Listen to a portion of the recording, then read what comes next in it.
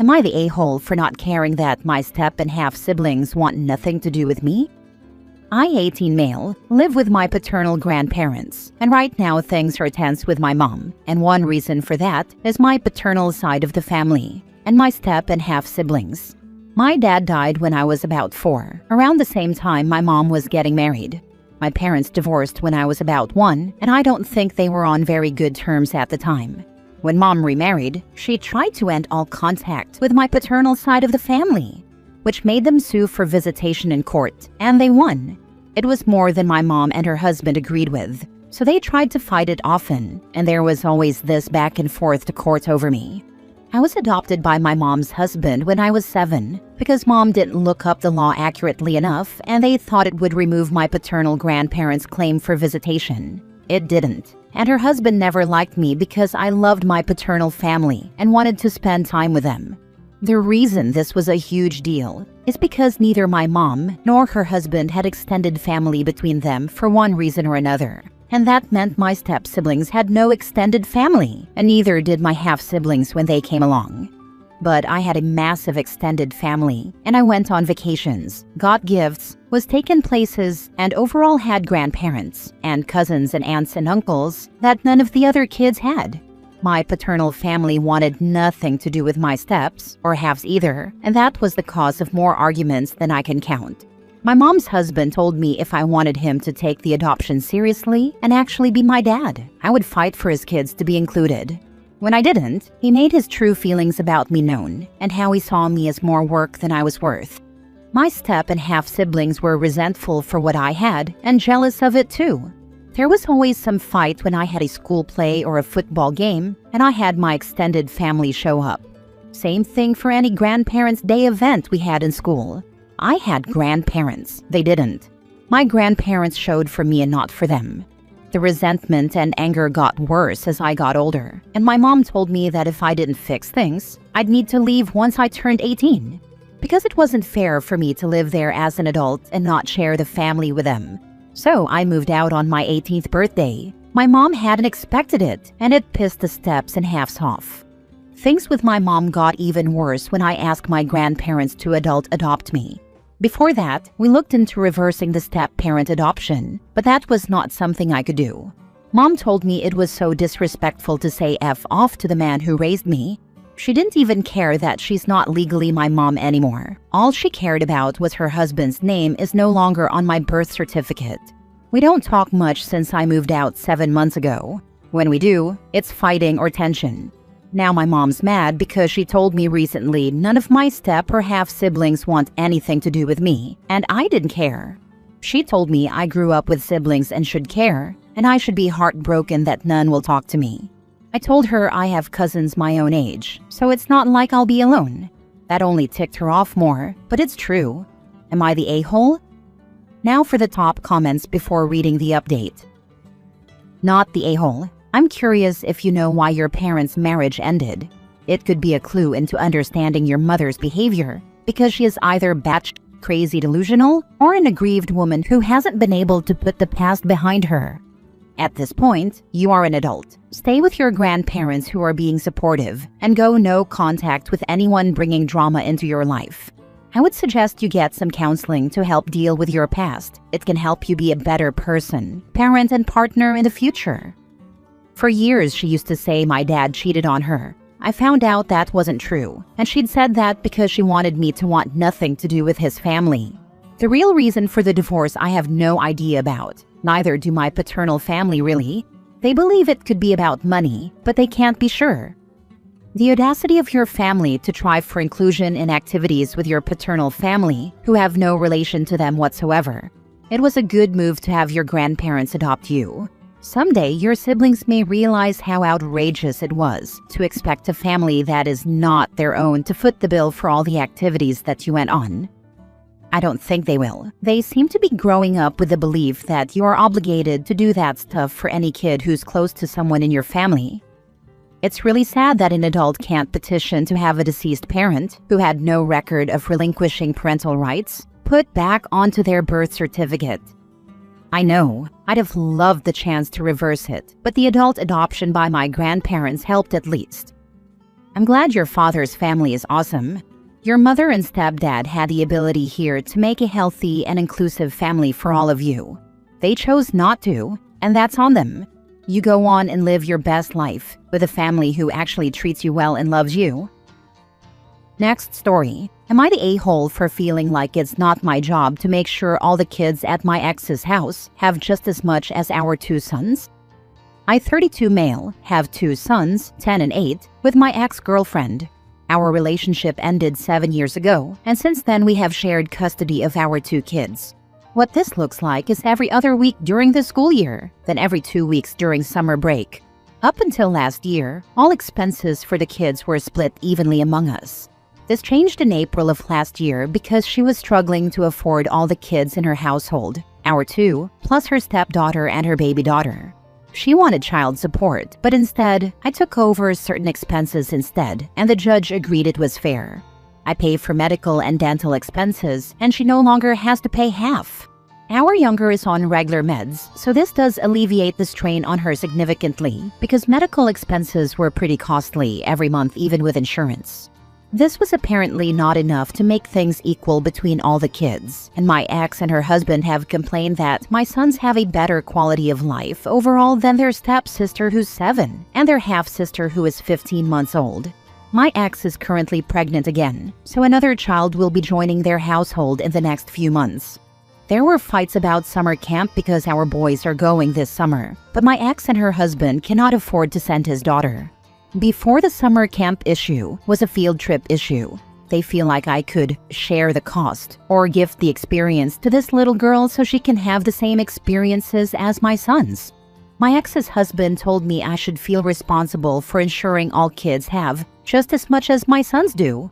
I asked him why I would be responsible for that, and he told me for the benefit of my boys. He told me a decent person would do everything to make sure all the kids in a family are given the same leg up in life. I told him that's something he should be doing, as he's the person who blended his family with my ex's, and I did not. I told him he should be embarrassed to ask me to pay for his children to have a good life. My ex tried to convince me of this too, but I ignored her and then had my lawyer reach out and state we would move all contact to our family wizard.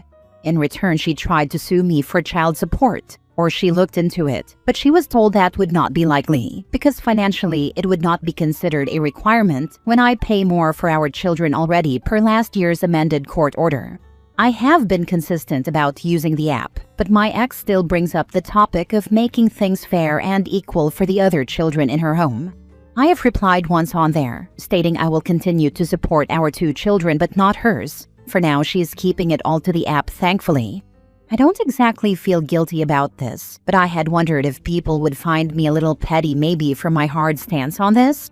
I could afford to help but choose not to, and I know the kids are innocent of all the issues between the adults. That's basically the only reason I'll ask if I'm the a-hole.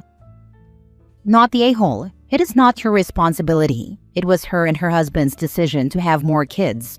It is on them to figure out how to finance their decisions. Ideally, they would have done that before getting pregnant again. You are the dad of half of the kids. You are not the family ATM. And her husband trying to guilt trip you is the icing on the cake. Wow. It surprised me to hear him try to guilt me into this. I can't imagine trying to pawn my responsibility to my kids off on someone else, especially not my spouse's ex. Yeah, that takes balls. Lazy balls, but balls. Imagine feeling like it's not your job to ensure your kids have a head start in life, but it's the job of your wife's ex. What a wonderful never land he must live in, glitter and all. Not your monkeys, not your circus. For 2 people struggling to give their already 2 kids comfort they want them to have, they don't seem very responsible adding another kid on the way, do they? Oh well, stick to your guns. And if she pushes, you may have to start looking at 100% custody to alleviate the imbalance. Not the a-hole. I wouldn't be able to get 100% custody unless they were unable to feed and take care of my kids. But so far, that has never been an issue. I hope it stays that way. Even then, it would likely not end in 100% custody and just trying different things to help them. Adding another child had me a little speechless when I was first told, but they wanted their child together to have a sibling close in age to be close with. That's what they have told people anyway. They can't afford 2 kids. 3 should be a cakewalk. Their cognitive dissonance is deafening. Maybe they felt so sure I was going to help support their other kids. Nothing could surprise me too badly after her husband asked me to pay for his kids. Last story. Am I the a-hole for sticking up for my husband and refusing to be in contact with my parents until they apologize? My husband borrowed my dad's truck almost 2 weeks ago to haul our old wash machine. He cleaned the bed and filled with gas when finished.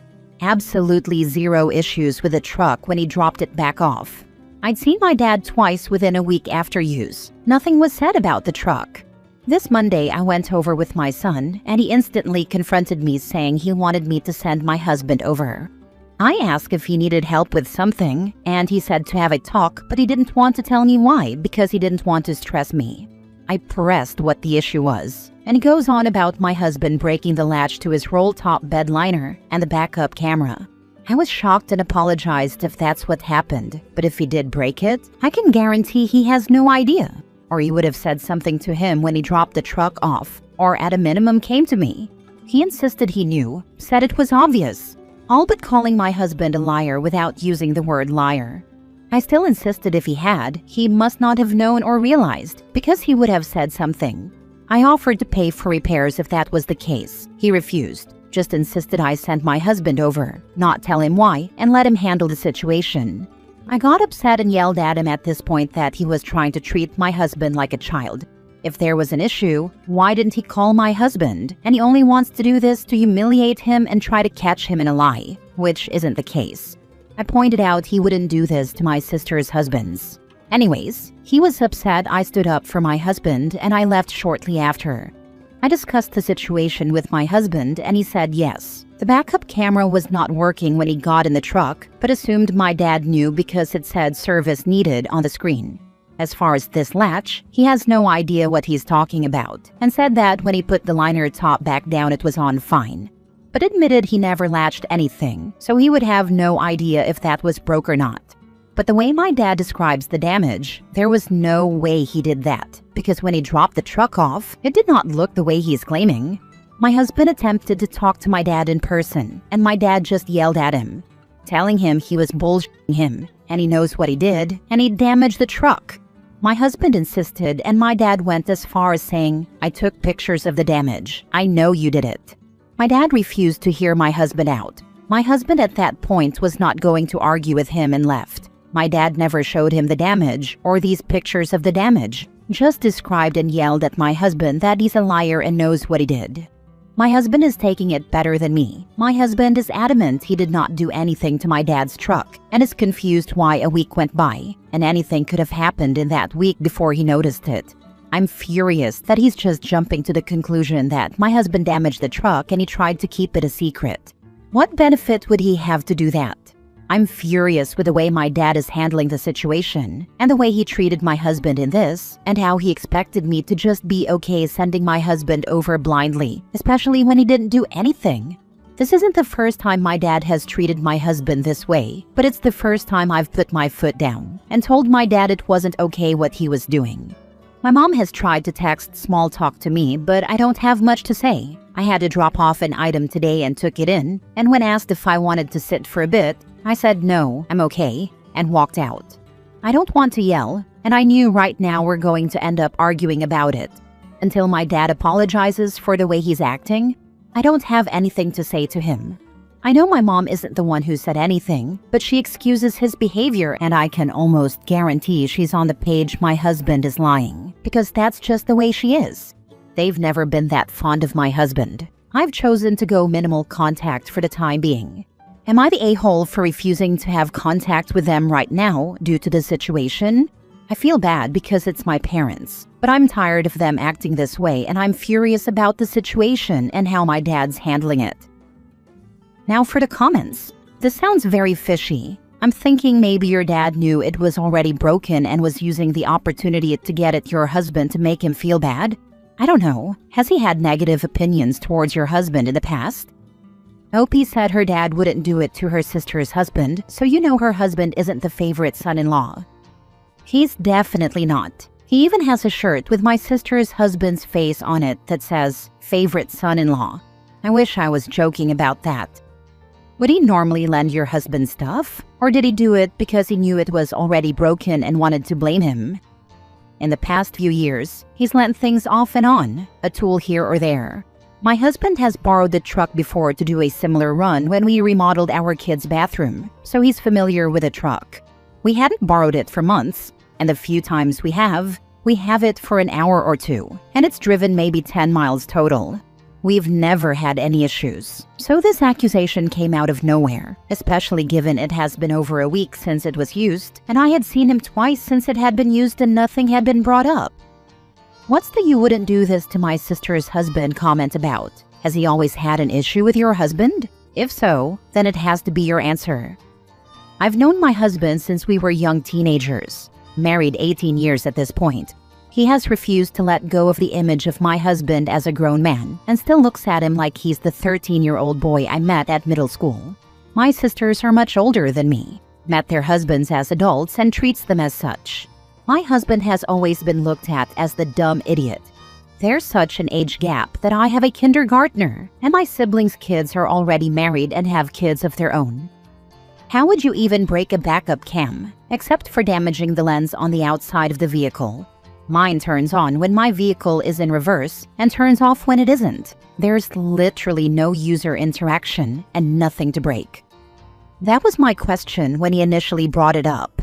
I was confused and asked if he was saying my husband backed into something and it was cracked, and he said no, that when you put it in reverse the screen turns blue and says service needed. And he thinks it's awfully coincidental that the latch to the liner was broken and that the camera and latch must be connected.